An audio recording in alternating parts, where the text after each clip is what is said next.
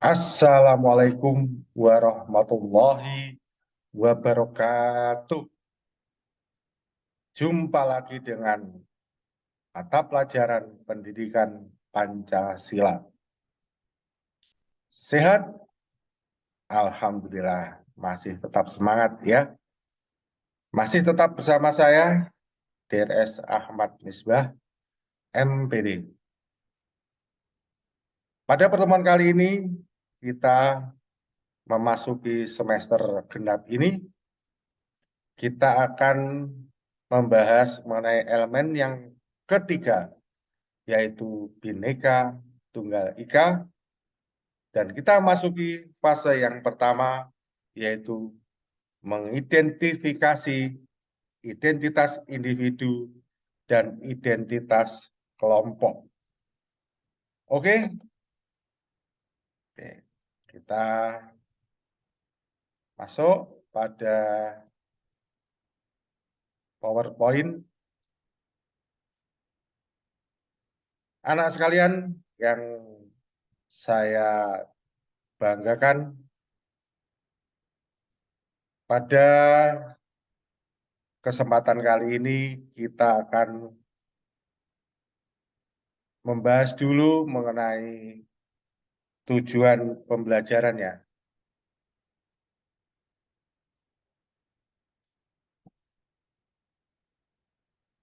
Tujuan pembelajaran adalah peserta didik diharapkan mampu menjelaskan apa yang dimaksud identitas, baik pada aspek jenis identitas maupun pembentukannya. Peserta didik juga diharapkan mampu memberikan contoh tentang masing-masing jenis identitas dan mengkaitkan konsep identitas tersebut dengan Pancasila. Mengawali pembelajaran pada kesempatan kali ini, akan saya berikan terlebih dahulu mengenai pertanyaan kunci. Yang pertama, apakah identitas atau jati diri itu? Bagaimana identitas individu dan kelompok terbentuk? Yang kedua, bagaimana menjelaskan konsep identitas serta kaitannya dengan Pancasila? Selanjutnya kita langsung saja memasuki aktivitas belajar yang pertama. Pada bagian ini, kalian harus mengisi tabel KWL. KWL adalah singkatan dari what I know, what I want to know, dan what I learned. Yang berarti apa yang saya tahu, apa yang saya ingin ketahui, dan apa yang telah saya ketahui. Baiklah, pertama-tama kalian perlu mengisi 2 kolom di awal pembelajaran. Berikut panduan pertanyaan untuk mengisi tabel KWL tersebut. A. Apakah kalian ketahui tentang jati diri atau identitas? Apa yang kalian pahami tentang jenis identitas, serta bagaimana jati diri itu terbentuk?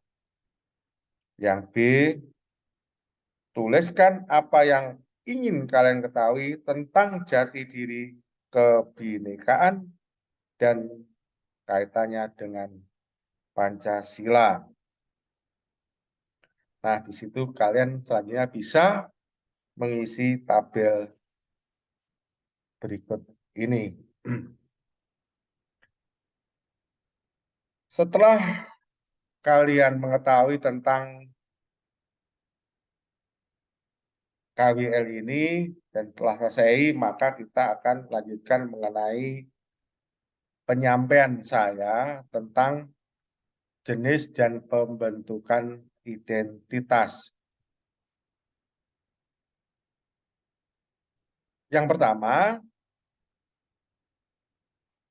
identitas individu yang alami.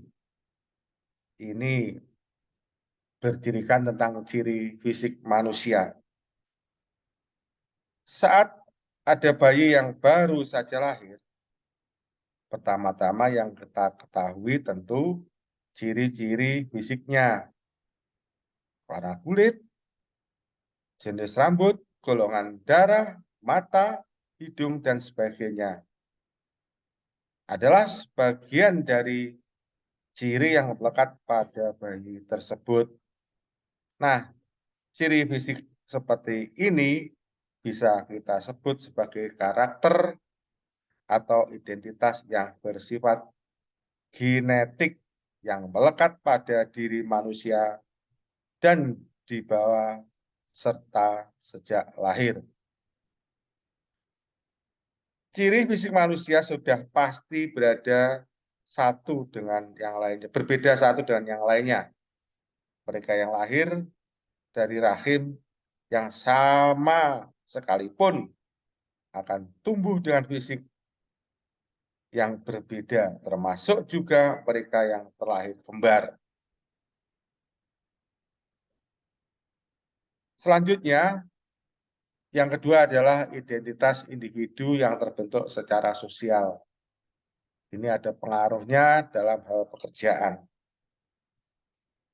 Selain karakter yang terbentuk secara alamiah, kita bisa mengenali jati diri seseorang atau individu karena hasil pergaulan mereka dengan yang ada di luar dirinya. Dari interaksi itulah lahirlah identitas individu yang terbentuk sebagai buah dari hubungan-hubungan keseharian dengan identitas di luar dirinya. Identitas diri itu terbentuk bisa karena pekerjaan, peran dalam masyarakat, jabatan di pemerintahan, dan lain sebagainya. Salah satu contohnya adalah dalam hal pekerjaan.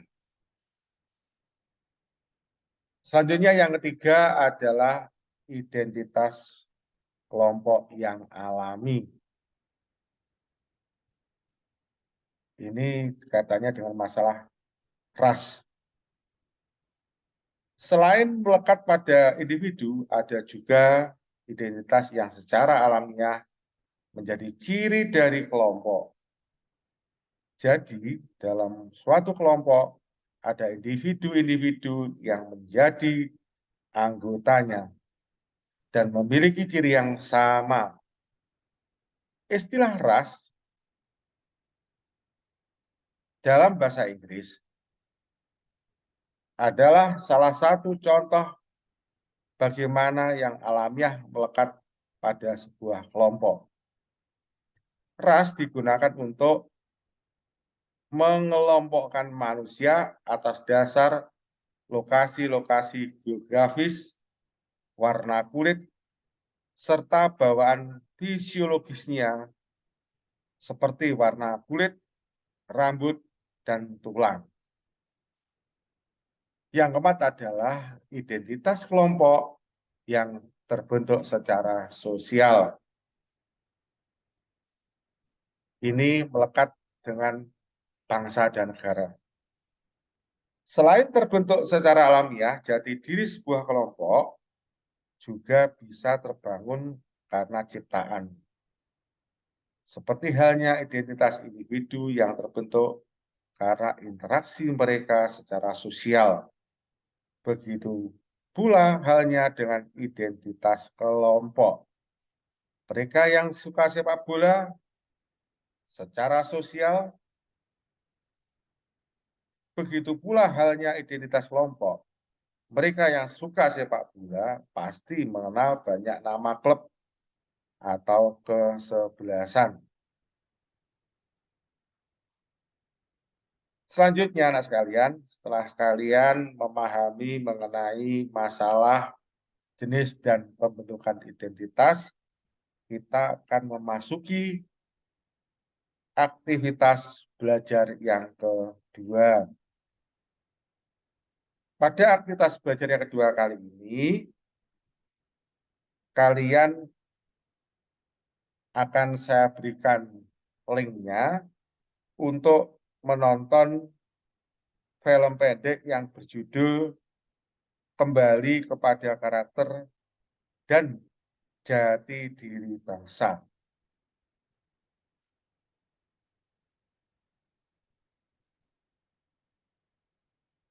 Nah, kalian nanti akan melaksanakan diskusi bersama kelompoknya dan materi diskusinya akan saya sampaikan per kelompok. Dalam satu kelas dibagi dalam 4 kelompok. Kelompok yang pertama ini akan mendiskusikan tentang bagaimana keragaman dikelola agar bisa mempunyai tujuan yang dicita-citakan. Nah, ini nanti akan dipandu oleh guru kelompok ini. Sedangkan yang kelompok kedua adalah materi diskusinya tentang apa saja peristiwa yang menjadi tonggak keberhasilan dalam upaya menyatukan perbedaan. Ini nanti juga dipandu oleh guru.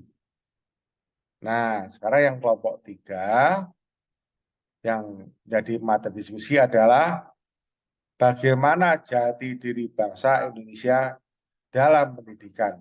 Nah, ini dilakukan secara mandiri oleh kelompok tersebut. Adapun kelompok yang terakhir, yang keempat adalah tentang bagaimana relevansi film tersebut dengan Pancasila sebagai identitas bangsa Indonesia. Ini juga secara mandiri. Anak sekalian, selanjutnya sebelum kita memasuki refleksi, sekelumit akan saya sampaikan ulasan tentang Pancasila sebagai identitas bangsa Indonesia.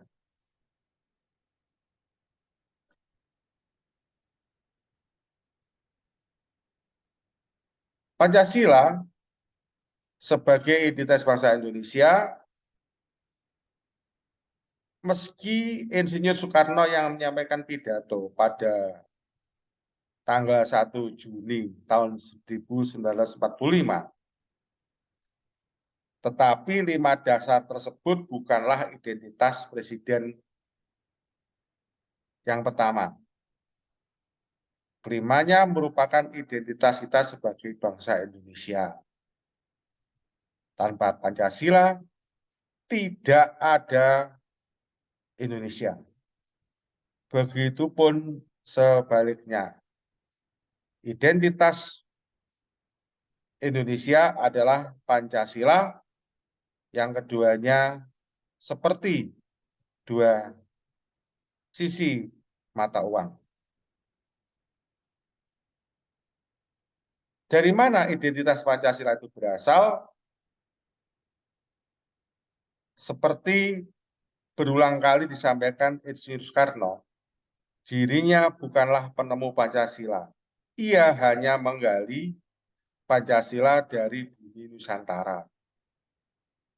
Sebagai bangsa yang berciri Pancasila, maka sikap, pikiran, dan tindakan manusia Indonesia haruslah sesuai dengan nilai-nilai Pancasila.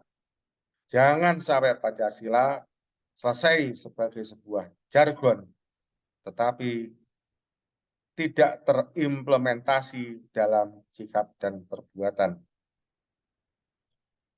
Pancasila adalah identitas yang digali dari kearifan serta kekayaan nilai bumi Indonesia yang agar terus hidup sebagai ciri bangsa, maka Pancasila tidak sekedar dihafalkan, tetapi juga dapat diamalkan. Nah, selanjutnya kita masuk ke refleksi.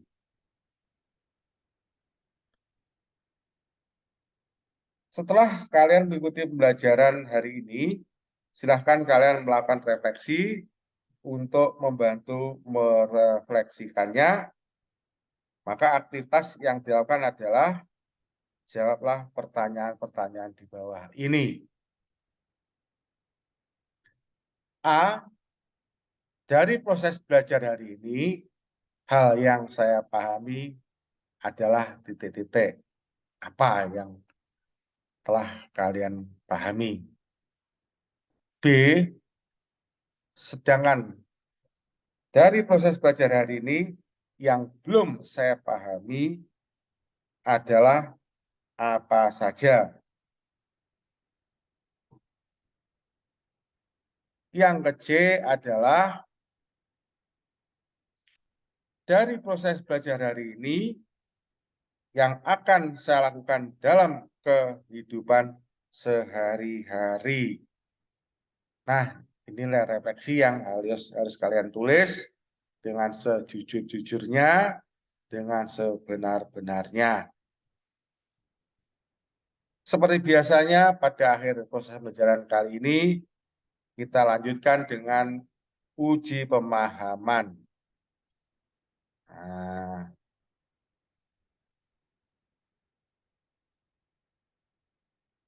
dalam uji pemahaman ini, kalian akan saya berikan sebuah pertanyaan atau beberapa buah pertanyaan. Yang pertama, bagaimana proses sebuah identitas terbentuk? Yang kedua, sebutkan jenis identitas individu dan kelompok. Tentunya selain yang sudah dicontohkan dalam materi pembelajaran tadi. Yang ketiga, kalian saya minta untuk memberikan analisis dan pembentukan identitas masyarakat Eropa dan masyarakat negara Indonesia sebagai negara maritim. Ini untuk melihat perbedaannya. Semoga pembelajaran pada hari ini bisa menjadikan tambahan ilmu bagi kita semuanya dan membawa manfaat dan keberkahan untuk masa akan datang. Akhirnya saya mohon maaf jika ada kekurangan dan semangat dan tetap semangat untuk selalu belajar dan belajar. Akhir kalam, kita akhiri dengan bacaan hamdalah bersama-sama. Alhamdulillahirabbil alamin. Assalamualaikum warahmatullahi wabarakatuh.